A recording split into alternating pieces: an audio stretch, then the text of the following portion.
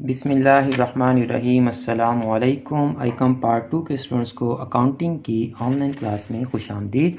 Students, अगर आप online class join नहीं कर सकते तो आप हमारे यूट्यूब चैनल और फेसबुक पेज को लाइक कर लें, क्योंकि ऑनलाइन क्लासेस के तमाम लेक्चर्स की वीडियोस हम यूट्यूब पर भी अपलोड कर रहे हैं और अपने फेसबुक पेज पर भी अपलोड कर रहे हैं। तो हम नॉन ट्रेडिंग कंसर्न की प्रॉब्लम 4 तक सॉल्व कर चुके हैं। आज हम प्रॉब्लम 6 सॉल्व करेंगे और 5 में आपको रीड कर दूंगा। लास्ट लेक्चर मैंने आपसे कहा था कि मैं आपको 5 रीड करके दूंगा, लेकिन वो हम रीड किए बगैर इसको पास ऑन कर गए थे। तो आज हम 6 को सॉल्व करेंगे और 5 में 1-2 पॉइंट्स हैं वो मैं आपको बता दूंगा। प्रॉब्लम 5 को आप खुद देख लेंगे जी। अगर आपसे ना हो तो फिर मुझे बता दीजिएगा, मैं आपको सॉल्व कर दूंगा जी। अच्छा जी, the following is the receipts and payment account of a sports club for the year ended 31 December 2005 के अकाउंट्स बनाने हमने। बैलेंसेस नहीं जाएंगे हमारे, इंट्रेंस फ़ी जाएगी, सब्सक्रिप्शन जाएगी, प्रोसीड फ्रॉम कंसर्ट्स जाएंगे जी। फिलहाल तक ये सारे जाएंगे। एडजस्टमेंट्स देखते हैं, अगर एडजस्टमेंट में उसने किसी एक को भी कहा हुआ कि इसको ना लेके जाएं, कैपिटलाइज कर लें, तो नहीं लेके जाएंगे। सेक्रेटरी सैलरी जाएगा, वेजेस टू ग्राउंडमैन जाएगा, ग्राउंड रेंट, प्रिंटिंग, सैंडरी रिपेयर, सारा कुछ जाएगा जी। अब एडजस्टमेंट्स पे आते हैं जी। अब ये चूँकि बीकॉम में भी यही चैप्टर्स हैं, तो ये बीकॉम में बड़ी प्रॉब्लम्स को वो आईकॉम के लिए कुछ रिड्यूस करके तो आईकॉम की बुक प्रिंट कर देते हैं। बाज़ दफ़ा तो प्रॉब्लम सेम रहती हैं, बाज़ दफ़ा प्रॉब्लम्स थोड़ी बहुत चेंज हो जाती हैं। 50% कर देते हैं, 60% कर देते हैं, 70% कर देते हैं। तो उस प्रॉब्लम में जो बीकॉम की बुक में वहाँ पर ABCD 4 एडजस्टमेंट्स हैं। उसने जब रिड्यूस किया है तो ये पॉइंट उसने A रहने दिया और यहाँ C रहने दिया है। यहाँ आप B कर लें अगर आपके पास यहाँ C है तो। C है आपके पास, यहाँ बुक में देखें ना, सी है। एक मिनट सर, मैं देख कर हाँ देखें, आपकी बुक्स में यहाँ सी होगा, उसको बी कर लें, क्योंकि उसने एडजस्टमेंट्स ए बी करके दिया है और यहाँ ए और सी लिखा है। अगर न्यू एडिशन में बी कर दिया हो तो मुझे पता नहीं है, मेरे पास ओल्ड एडिशन है जी। सर ये प्रॉब्लम कौन सी है सर? ये प्रॉब्लम 5। प्रॉब्लम 6 आपकी बुक में 6 है जी सर। सी है आप? सी है ना, इसको नहीं सर 5 ही है। 5 है, इसको सी को आप बी कर लें, ठीक है। अब ए जिस एडजस्टमेंट के साथ जी जी वेजेस टू ग्राउंडमैन के को आप बी कर लें। अब जिस एडजस्टमेंट के साथ ए लिख, देखिए उसने एडजस्टमेंट में कोई अकाउंट रेफर नहीं किया। This item include subscription outstanding brought over from previous year ₹400। Which item, उसने सिर्फ दिस आइटम लिख दिया है। साथ उसने ए हिंट दिया है कि जिसके साथ ए लिखा है वो वाली आइटम, तो वो किसके साथ लिखा है उसने? सब्सक्रिप्शन के साथ लिखा है। अब चूंकि ये प्रीवियस ईयर की है तो इसको हम क्या कर देंगे? माइनस। लास्ट लेक्चर में मैंने आपको नेक्स्ट ईयर और प्रीवियस ईयर का कॉन्सेप्ट दिया था। नेक्स्ट और प्रीवियस ईयर के एक्सपेंसेस और इनकम्स माइनस हो जाएंगे और करंट ईयर के ऐड हो जाएंगे जी। तो इसको हम कर देंगे माइनस।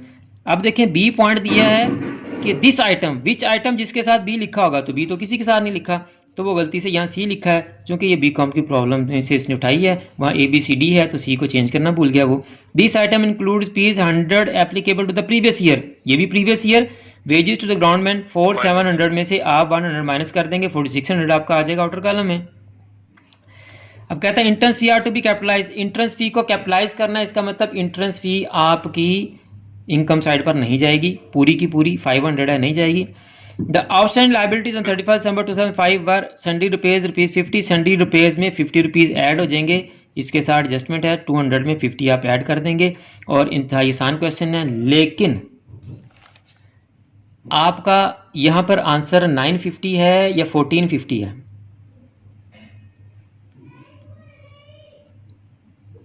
सर 950 लिखा हुआ है। आपका 1450 आंसर आएगा, परेशान नहीं होना। इन अमाउंट्स के साथ 1450 ही आंसर आता है, ठीक है? 1450 ठीक है सर। और ये है आपकी प्रॉब्लम, आपने पहले की थी अरबाज, आपका 1450 आया था, आपने सॉल्व की? सर मैं इससे परेशान हो गया जी। परेशान हुए थे आप? ठीक है ना। तो ये इसका आंसर 1450 आएगा जी। आज हम इसको करेंगे, इसमें कुछ एडजस्टमेंट्स हैं, ईयर से रिलेटेड भी हैं, डेप्रिसिएशन भी है, इसलिए मैंने कहा कि ये तो आसान है, ये आप खुद कर लीजिएगा। इसको मैं आपको सॉल्व करके दे देता हूँ। रिसीट साइड पे पहले हैं जी, पहले रीडिंग कर लेते हैं इसकी। From the particular given below prepare an income and expenditure account and the balance sheet of a music club started on 1/4/2004 for the year ended on 31 March 2005। Balance sheet मैं आपको एंड पे करवाऊंगा, अभी आप बैलेंस शीट को जहन पर सवार ना करें, ठीक है। एक ही टॉपिक होगा, एक ही दिन में मैं आपको ये बैलेंस शीट समझा दूंगा, आप सारी प्रॉब्लम्स की बैलेंस शीट कर लेंगे एक ही दिन में, ठीक है। अभी आप बैलेंस शीट को माइंड में ना रखिएगा, अभी हम सिर्फ इनकम एंड एक्सपेंडिचर अकाउंट ही बनाएंगे। बैलेंस शीट की वर्किंग आपको बता दूंगा कैसे करनी है हमने, तो आपके लिए आसान हो जाएगा। Okay okay sir. Donation, entrance fee, subscription, rent on a part of the building, let out, annual grant from, सारी की सारी जाएंगी जी फिलहाल तक। सर ये सर इसका आउटस्टैंडिंग लायबिलिटीज वाला जो है ऊपर जो है, जी जी क्वेश्चन 5 किया, जी जी अकाउंट पेबल में ऐड हो, जी जी जी जी सर ये सो क्या करेंगे सर, स्टेटमेंट क्या होगी इसकी? ये बेटा आउटस्टैंडिंग एक्सपेंसेस, ठीक है। एक्सपेंसेस पेएबल, जो पेएबल होते हैं ना वो हमारी लायबिलिटीज होती हैं।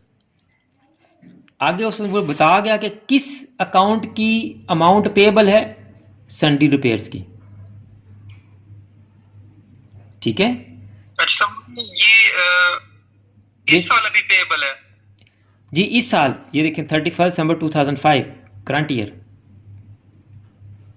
ओके सर, अगर ये पिछले साल की होती तो सर इसको हम माइनस कर दें क्या? जी, अगर अगले साल की होती या पिछले साल की होती तो हम उसको माइनस कर देते। देखें जरा, अभी हमने कल प्रॉब्लम की थी 2004 दिसंबर 31 सब्सक्रिप्शन ड्यू ₹3000, ये पिछले साल की थी, तो क्या किया था इसको माइनस। अगर यहां पर भी वो कहता है ये पिछले साल के सन्डी रिपेयर्स आउटस्टैंडिंग है, तो फिर हम उनको माइनस कर देंगे, फिर हम उनको क्या कर देते, माइनस कर देते हैं, ठीक है जी। कोई और पॉइंट इसमें से है तो पूछ लें। सर लेकिन यहाँ पे लायबिलिटीज, आउटस्टैंडिंग लायबिलिटीज, देखें हाँ, वो उसने आपको किया है कंफ्यूज। बेसिकली ये सिंपल ये है कि आउटस्टैंडिंग सन्डी रिपेयर्स हैं कि सन्डी रिपेयर्स की अमाउंट अभी रहती है देने वाली। अब जो भी आउटस्टैंडिंग एक्सपेंस होता है तो वो हमारी क्या होती है, ये लिखा है ना इधर, जी सर, लाइबिलिटी होती है। एक इफेक्ट तो उसने ऐड होना ही होना, दूसरा इफेक्ट लाइबिलिटी भी है।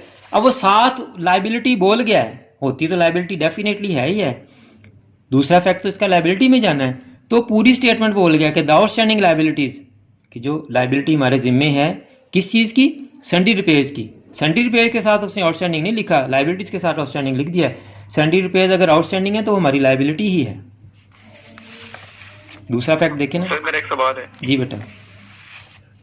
सर लाइबिलिटी हमारी वाजिबुल अदा अमाउंट होती है सर, वो हमने हर हाल में पे करनी होती है, पर सर उसको हम ऐड क्यों कर रहे हैं, बेशक वो प्रीवियस ईयर की थी। नहीं नहीं नहीं, देखें वो पे करनी ही करनी है, इससे तो कोई इख्तलाफ नहीं है ना। बिल्कुल सर। अच्छा, अब हम 2005 में हमने उससे सर्विसेज ली थी, अब हम जब प्रॉफिट कैलकुलेट कर रहे हैं तो वो जो पे करनी है अभी हम पता नहीं कब करते हैं, तो वो रिकॉर्ड किस ईयर में होनी चाहिए, 2005 में या 2006 में या 2004 में? सर रिसेंट ईयर 2005 में अगर सर्विसेज ली हैं तो 2005 में ही उसको रिकॉर्ड करना चाहिए ना। मैचिंग कॉन्सेप्ट यही कहता है ना कि हमने, बिल्कुल सर, तो इसलिए हम उनको ऐड कर रहे हैं कि हमने रिकॉर्ड नहीं की। एडजस्टमेंट में हमेशा वो आइटम लिखी जाती है जो हमने जनरल एंट्रीज के थ्रू पास नहीं की होती, ना वो जर्नल में होती है, ना लेजर में होती है, ना ट्रायल बैलेंस में होती है, वो कहीं मतलब ओमिटेड है, वो ओमिटेड नहीं होती। वो एंड पर हम जब अकाउंट्स क्लोज कर चुके होते हैं तो फिर हम मेंशन कर देते हैं कि ये इनसे हमने काम ले लिया हुआ है, पैसे देने वाले हैं। समझ आ गई बात? जी सर आ गई समझ आ गई। वो जो एडजस्टमेंट होती है वो ये होती है कि इस ईयर, करंट ईयर जिसके हमने अकाउंट्स क्लोज किए हैं, उससे रिलेटेड जो इनकम्स एंड एक्सपेंडिचर होते हैं वो लिख देते हैं कि जी हमने ये सर्विसेज ली हैं, पैसे देने वाले हैं, उसको हमने सर्विसेज दी, उससे पैसे लेने वाले हैं। समझ आ रही बात? हमने इतना रेंट पहले का एडवांस अदा कर दिया है, इतनी कमीशन एडवांस पे कर दी है, वो सारी नीचे लिखते हैं फिर हम एडजस्टमेंट्स में।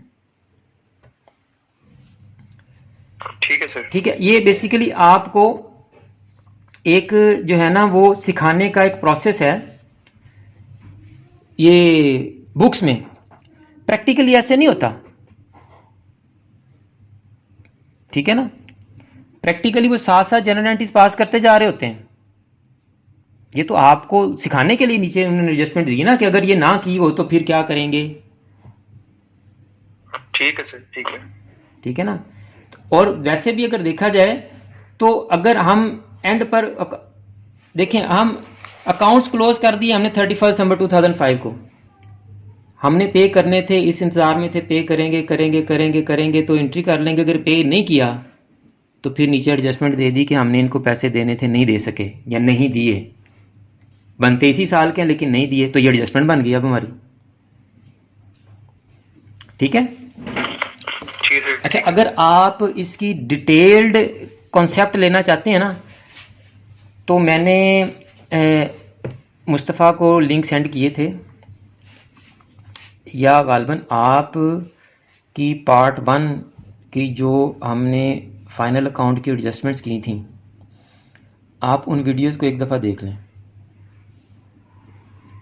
उसमें मैंने पूरा एग्जाम्पल दे के, या मैं वीडियो ढूंढ लूँगा तो फिर मैं आपको जो है ना उस वीडियो का लिंक सेंड कर दूंगा जिसमें मैंने ये विद एग्जांपल्स, अब लेक्चर कंटिन्यू है इसमें विद एग्जांपल्स तो शो करना आपको दोबारा से जो है वो करवाना पॉसिबल नहीं है, बड़ा टाइम लग जाएगा। उसमें मैंने विद एग्जांपल्स एडजस्टमेंट्स का कॉन्सेप्ट दिया है कि एडजस्टमेंट्स क्या होती हैं और क्यों की जाती हैं, और इनकी रिकॉर्डिंग फिर एंड पर ज़रूरी क्यों होती है, और उनकी जनरल एंट्रीज क्या होती हैं। गालबन मैंने उसमें ये भी बताया।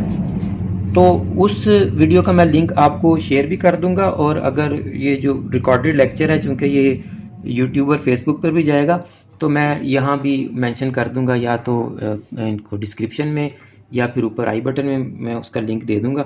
तो बहरहाल मैचिंग कॉन्सेप्ट यही कहता है कि खर्चा जिस पीरियड में हुआ है, दिया है या नहीं दिया, उसी में रिकॉर्ड होना चाहिए। ठीक है। इनकम जिस पीरियड में अर्न की है, रिसीव की है या नहीं की है, उसी पीरियड में हमें रिकॉर्ड करनी चाहिए। देखें, recording is something else, paying and receiving in the other fact. कोई चीज रिकॉर्ड करनी वो तभी करनी है एज इट हैपन्स, जैसे ही ट्रांजैक्शन होगी हमने रिकॉर्ड कर लेनी है। ठीक है। अब पैसे मिले हैं या नहीं मिले हैं ये बाद की बात है। और सर अगर प्रीवियस ईयर की हम इनकम इस ईयर में लेते हैं तो वो माइनस होगी ना हमारी। जी जी माइनस होगी, क्योंकि वो इस साल से रिलेटेड नहीं है, इसीलिए प्रीवियस ईयर्स की इनकम्स और एक्सपेंसेस को माइनस कर देते हैं, और करंट ईयर नेक्स्ट ईयर की इनकम्स और एक्सपेंसेस को ही माइनस कर देते हैं। यानी सब्सक्रिप्शन है अगले साल की, नेक्स्ट ईयर की हमने अभी ले ली है तो इस साल की तो नहीं है ना, इसलिए हम उसको माइनस कर देते हैं। अगर पिछले साल की सब्सक्रिप्शन रहती थी, हमने रिसीव इस साल इस ईयर कर लिया है, तो वो इस ईयर की तो नहीं है ना, पिछले ईयर की है, तो उसको फिर हम अगेन माइनस कर देंगे। ठीक है सर। ठीक है ना। अजान हो रही, सुनने जरा अजान को, फिर बाद में कंटिन्यू करते हैं। एडजस्टमेंट्स हम पढ़ लें जी जरा। 1/3 of the entrance fee received was to be credited to revenue. कहता है कि जी 1/3 of the entrance fee was to be credited to revenue. Entrance fee जितनी भी है उसका 1/3 आप रेवेन्यू साइड यानी इनकम साइड पर लेकर जाएं, तो 3000 है तो उसका 1/3 1000 आएगा, वो हम इनकम साइड पर ले जाएंगे। And donation is to be capitalise, donation को हमने कैपिटलाइज करना है, इसका मतलब डोनेशन हम बिल्कुल नहीं लेकर जाएंगे। डेप्थ से land and building by 5% and public address system by 2%। Land and building की 5% और पब्लिक एड्रेस सिस्टम जिसको साउंड सिस्टम भी कहते हैं 2%, उस पर हम डेप्रिसिएशन ले लेंगे। Outstanding subscription for the year 2004-2005, ठीक है, तो ये इसी साल की है 200, तो ये ऐड हो जाएगी। एंड एडवांस रिसीव्ड और subscription on amount on account of the year 2005-06, अब ये नेक्स्ट ईयर की है 5-6, 4-5 इस ईयर की थी और 5-6 नेक्स्ट ईयर की, तो ये 400 माइनस हो जाएगी और 200 ये इस ईयर की थी, करंट ईयर की, ऐड हो जाएगी। Salaries unpaid for the year 2004-2005 amount 125, इस ईयर की सैलरीज अनपेड हैं, अभी पे करने वाली हैं, तो हम इनको ऐड कर देंगे, दीज आर आउटस्टैंडिंग सैलरीज। ठीक है जी, तो हम अकाउंट बनाकर तो इसको सॉल्व भी कर लेते हैं जी। बिस्मिल्लाह।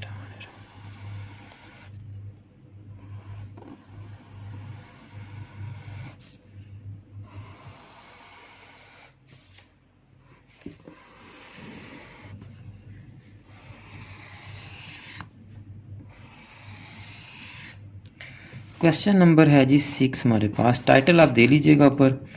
इधर हमने लिखने हैं जी एक्सपेंडिचर, अमाउंट,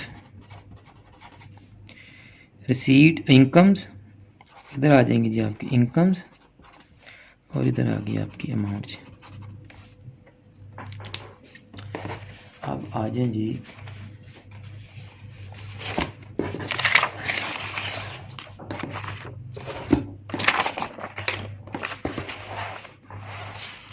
एक्सपेंडिचर को पहले हम रिकॉर्ड कर लेते हैं जी। लैंड एंड बिल्डिंग तो एसेट है, ये नहीं आएगी। इसके ऊपर डेप्रिसिएशन हम वो चार्ज करेंगे, वो जब एडजस्टमेंट के पोर्शन पे जाएंगे तब लिख लेंगे जी।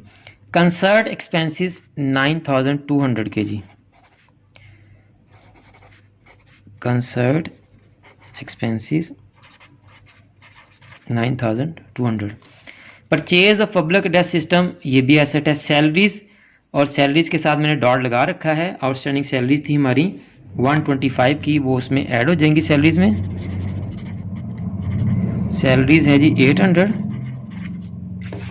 अब देखें यहाँ उसने अनपेड का जो है वो वर्ड यूज़ किया है। आप अनपेड सैलरीज भी लिख सकते हैं, आउटस्टैंडिंग सैलरीज भी लिख सकते हैं, सैलरीज ड्यू भी लिख सकते हैं, करंट ईयर की भी लिख सकते हैं, ऐड दिस ईयर भी लिख सकते हैं, ऐड फॉर 2004-5 भी लिख सकते हैं। जो आपका दिल करे लिख लें, लेकिन आप वही टर्म यूज़ कर लिया करें जो उसने क्वेश्चन में दी होती है। अनपेड उसने लिखा है तो हम भी अनपेड लिख लेते हैं, हम ज़रूर इधर उधर जाएं। अनपेड सैलरीज, अनपेड कितनी है जी हमारी 125 की, तो ये आपकी आ गई जी 925। दोबारा आ जाए जी इधर। Annual award for the musician of the year, ये पूरा लिखना पड़ेगा अकाउंट आपको। Annual award for the musician of year,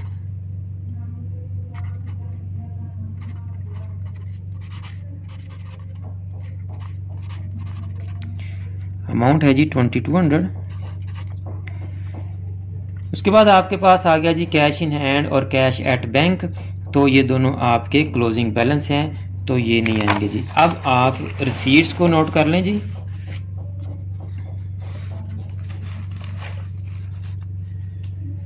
तो सबसे पहले हमारे पास है जी डोनेशन, और डोनेशन के साथ हमारी एडजस्टमेंट थी। उसने कहा था donation is to be capitalise, donation को हम इनकम साइड पर नहीं लिखेंगे।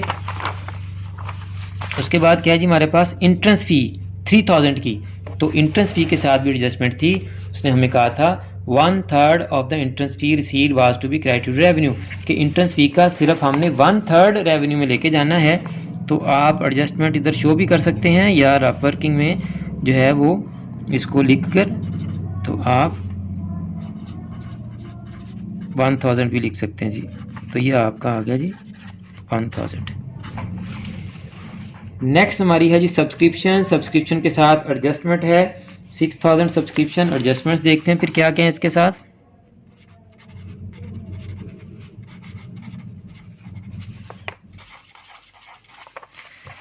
आ जाएंगे आप एडजस्टमेंट्स पे। सबसे पहले तो एडजस्टमेंट है जी outstanding subscription for the year 2004-5, ये करंट ईयर की है तो ये ऐड हो जाएगी, प्लस करंट ईयर लिख लें, फॉर 2004-5 लिख लें, जो दिल करता है लिख लें आप। 200 ऐड हो गया जी। अब ये जो 400 है ये नेक्स्ट ईयर की है, तो आप नेक्स्ट ईयर लिख लें या ईयर ही लिख दें, ये लेस होगी, लेक्स। एडवांस सब्सक्रिप्शन लिख लें, रिसीव्ड इन एडवांस लिख लें, जो मर्जी लिख लें। मैं नेक्स्ट ईयर लिख देता हूँ जी। ईयर्स मेंशन करने तो आप ईयर्स मेंशन भी कर सकते हैं। 400 माइनस हो जाएगी जी, तो आपका 5800 इधर बैलेंस आ गया जी। उसके बाद है जी rent on a part of the building let out 600। Rent on a part of the building let out, ये क्या है जी, हमने बिल्डिंग का कोई एक पार्ट जो है वो लेट आउट कर दिया है, आगे जो है वो हमने किराए पर दे दिया है, तो उससे हमें रेंट आया जी 600। Annual grant from the state government, government से भी ग्रांट मिली है जी उनको।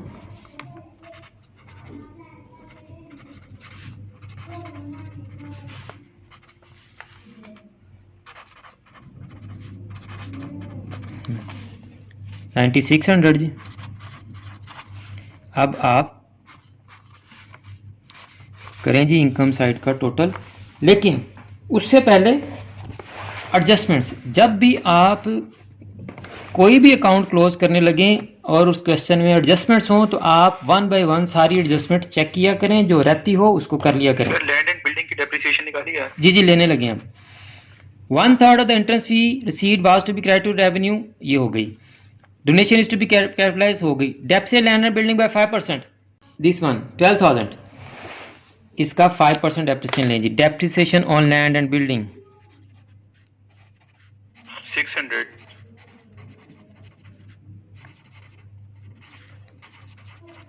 फिर वो कह रहा है and public address system 2%, public address system पर 2% लें जी, ये है 4000 पब्लिक एड्रेस सिस्टम। तो 4000 पे देखें ज़रा कितना आ रहा है जी डेप्रिसिएशन। 80 रुपीज पब्लिक सिस्टम जी। अब आप इनकम साइड का टोटल करें और इसमें से ये सारे एक्सपेंसेस माइनस करें। पहले टोटल बताएं जी क्या इधर आ रहा है। 10, 11, 16, 17,000। 17,000 में से आप ये तमाम वैल्यूज़ माइनस करें जी, तो आपका सरप्लस आ जाएगा जी।